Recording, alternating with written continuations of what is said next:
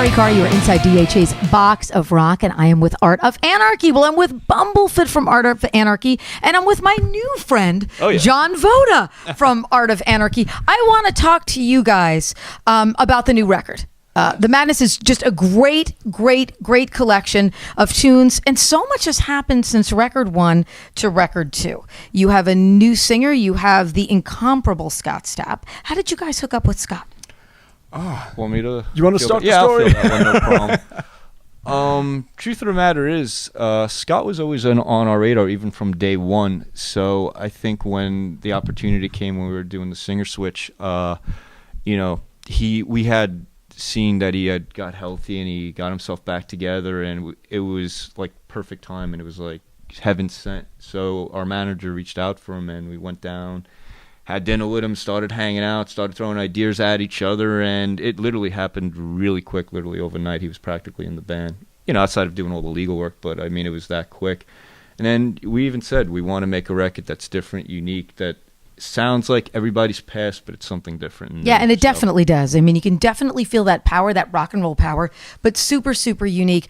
Talk to me about this record too, being so song driven, because that's what I love about it. I mean, it's like records that you put on back in the day where you're like, oh, I love this track, and wait, I love this track, and wait, I love this track, and then I go back to this track. We try. There's it really flows very nicely. Was it important for you to put out something that was so song driven and not just be, because look, I mean, you've got mega talent in this band. You've got John Moyer in this band. You've got artists that are playing machines, and it's very hard to not have sort of how do I say this, like the Hambo moment, where it's everybody's moment in the sun, as opposed to sharing everything and putting out some amazing songs. Well, I think when it comes to that, it's a combination of having 5 band members that are all seasoned, respectful, they've done it, and they know how to work in a band, and just it's like, I do what I do, you do what you do, you do what you do, you put it all together, and you have it without trying to force it. The key to everything in life I always find is to not make it happen, you just let it happen. So we all just let it happen. We get together, we play, and it just happens the way it's supposed to, normally, naturally. And then put on the producer's hat and in the studio capturing the moments, and it's the same kind of thing where it's about a song. You're just listening. You have to be, one side of you is the person making the song, and the other side of you is the person listening to it. You're going to be the first ones hearing it as you're making it. And you have to just listen and just say, how does this make me feel?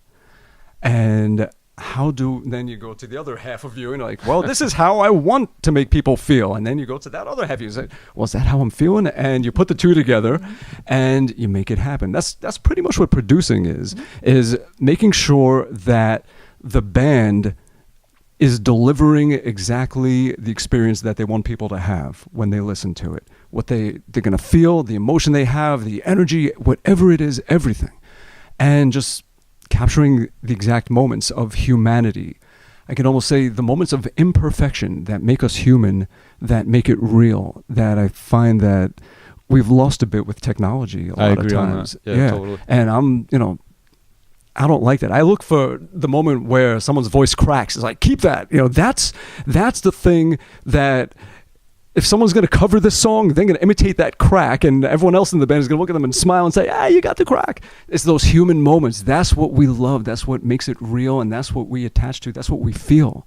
So in the studio, we just try to find the moment of emotion, not the moment of perfection, but the moment of emotion, which is what it's about.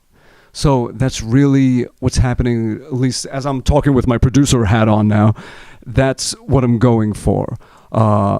And even with that, it's a collaborative effort. It's not like one person steering the ship. Like, we're all kind of hands on the wheel, fighting to keep it straight, all of us. And that's what a band is, and that's what a band should be.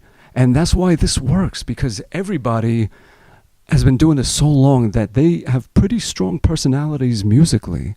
And you just let each person do what they do. And when you listen, you hear everybody, and it comes together, and it forms something that could only happen from those 5 personalities together. And that's what makes magic.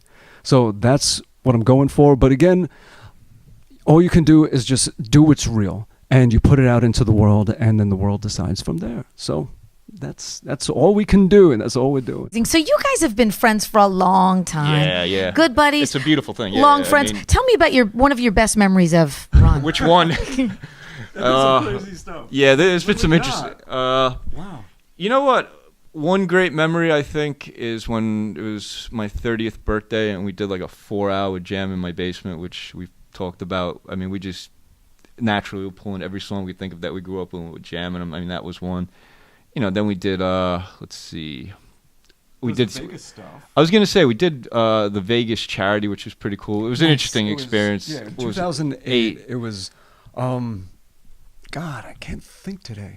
What was it? You were doing Rock Against Diabetes. Diabetes. Yeah. Yeah, it was a diabetes fundraiser.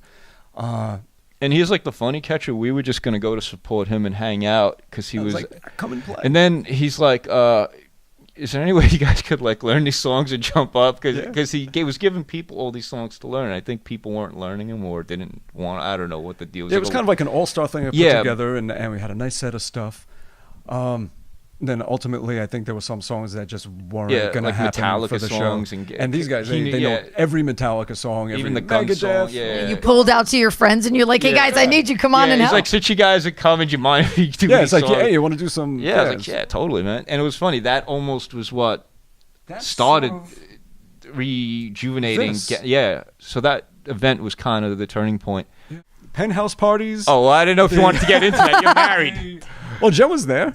That's true too. Yeah, his wife's actually cool. She's awesome. I love her. Yeah, she's a great lady. Some guys' wives have issues with my past or even my future, I guess. Sordid past. Yeah. But I actually did glamour at one point in my life, and was having fun in the scene.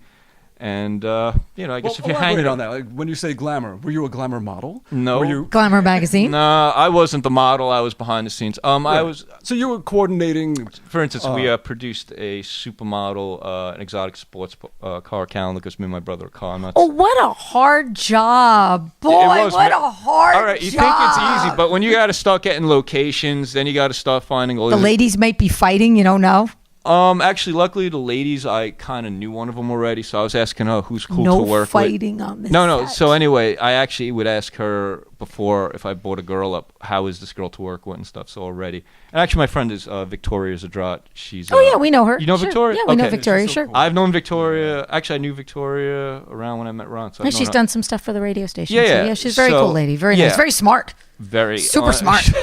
Speaks 5 languages. Yeah. She's got a doctorate. Yeah, she's an attorney. Very smart. So she was in the calendar. So was Tara Patrick, who was Evan Seinfeld's wife from Biohazard. So the calendar was a great experience. But as I said, I got into that scene, and Ron was hanging out in the scene when we were. Yes, I'm sure there were some fun times there. Oh yeah, we used to just go good memories and fun times. Nothing bad. Nothing bad. No, nothing bad. Just fun times.